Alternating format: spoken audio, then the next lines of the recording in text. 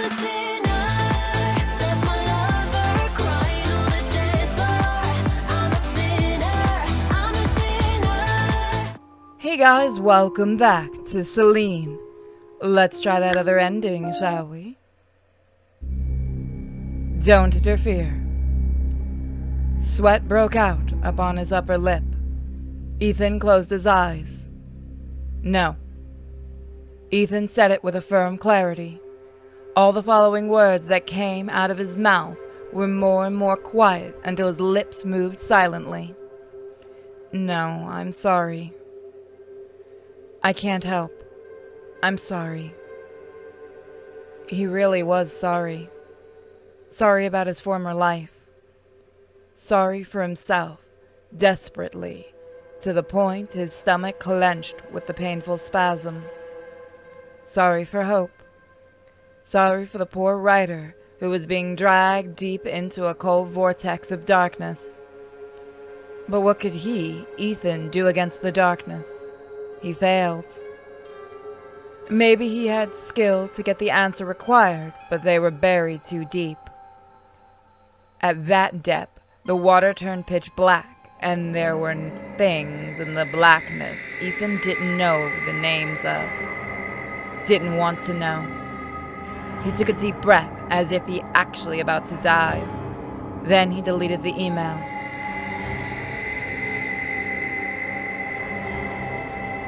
The letter, with the title Untitled, disappeared into the dark void. The frantic, terrified pleas for help were erased, leaving no trace, as if they never existed. No, it's not like that.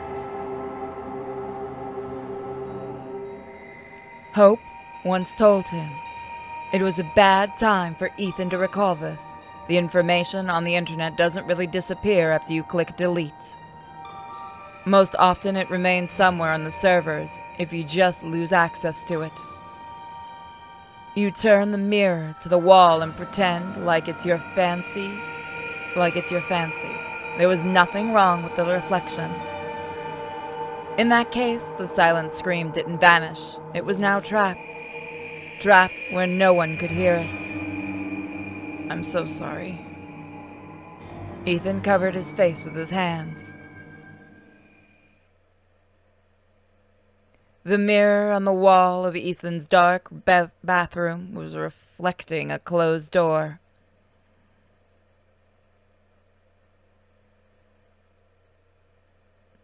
Ethan and Hope got an official divorce 3 months later.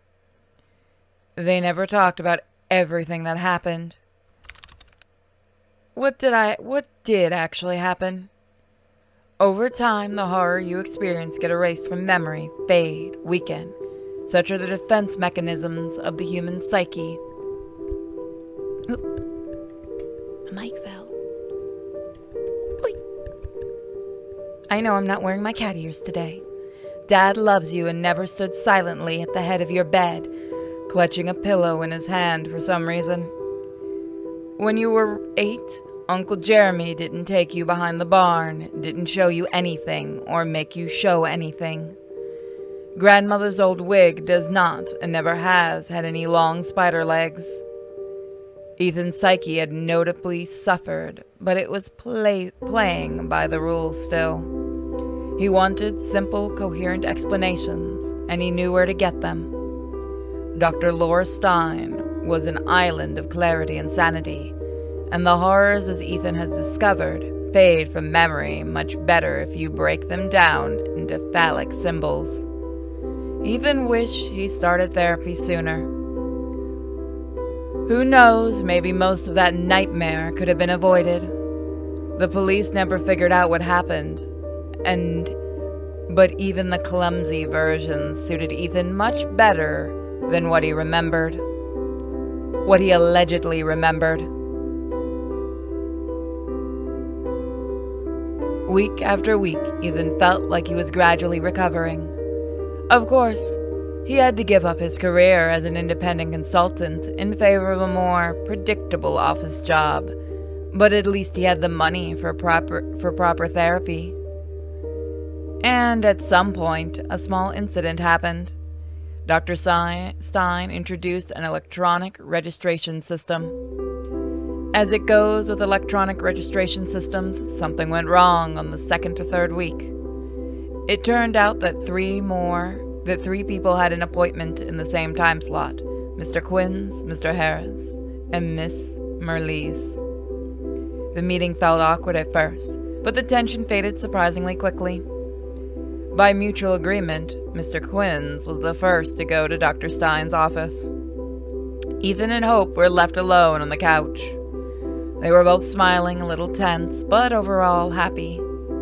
Since they met like that, they decided to go out for coffee and talk about various things, because they hadn't spoken in a long time. Then, at some point, they decided to hold hands. The next day, they were hardly keeping their eyes open, because they only managed to sleep for a total of 3 hours. And that was inevitable.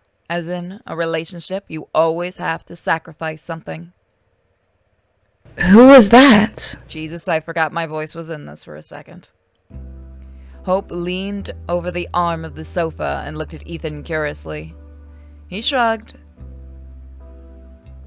A literacy agency, one of the few I haven't disgraced myself in front of yet. They're looking for enough of a boring guy to be their historical consultant. The working schedule is something about a whole day and most of the night 7 days a week. So what did they say? That I'm a happily employed office worker and I heartily enjoy cooler water. Are you serious? Ethan, don't be silly. We both know this is your true calling. I understand this kind of work takes a lot of time, but you could quit the office job and...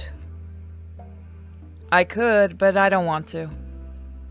It's my turn to bring the mammoth to the cave. What about your calling? I know well enough how hard you work to make this startup of yours survive. Who will make a homeless cat Tinder if not you? Well, actually, there is quite a variety of animals in our database. You'd be surprised. Recently, someone has booked a mini pig. A mini pig? Like an actual but portable? But an actual pig but portable? Yeah. Well, kind of. The mini part stands for 100 pounds instead of a good 600. People get crazy over cute piglet photos and think this is it, but in reality, wait a minute. Don't try to change the subject. I didn't even think about it. Hope sighed, frowning. I don't want you to give up on your dream. I'm not giving up on anything. And anyway, I do understand what Miss Merlees won't marry an ordinary office clerk. But I have a plan. Oh, come on. A sofa cushion slapped against Ethan's cheek. Hope tried her best to look serious, but she was too pleased to pull it off.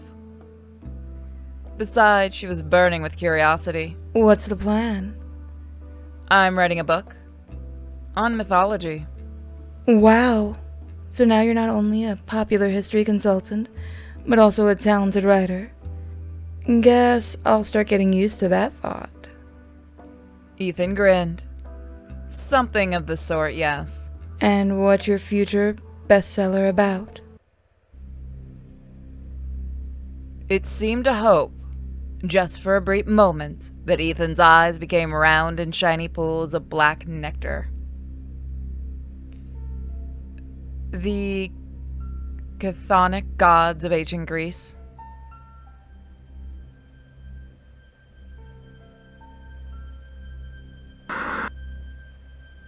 Uh-oh. Ending 4 out of 6. Blue Lights Hotel. Do you want to go back?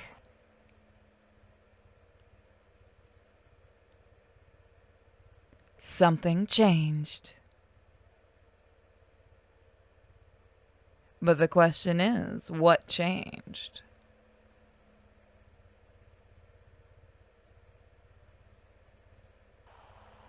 The light from a single source is split with half-silvered mirror. The resulting beams are each reflected by a series of mirrors. We expect them to combine at some point. I'm not saying it's safe. All I'm saying is... Sorry. All I'm saying is we are observing the experiment.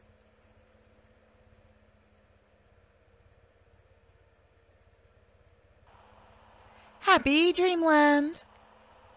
Fear not the devil, but the God, for he walks among us, and his eyes are hungry.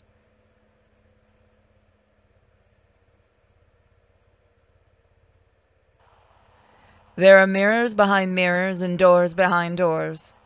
Some of them not like the other.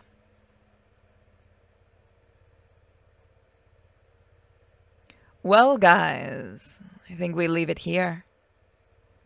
So, next time, we get... Nope, we do have more, don't we? May 3rd. Mom is acting funny, and smells funny, too. She says she loves me all the time, but I'm a little bit... when she's like that. Well, I guess we'll see next time when we start from the beginning again and choose some other options. Thank you guys so much for joining me. Don't forget to support the game. It's free currently on Steam, and I'll be doing an update to my audio soon. And you can also support me through Patreon, OnlyFans, or Subscribestar, or hitting the join button here on YouTube. Alright, guys. Lily out. Bye, and don't forget to check out my second channel, Sinfully Pure. Bye, guys. Tonight.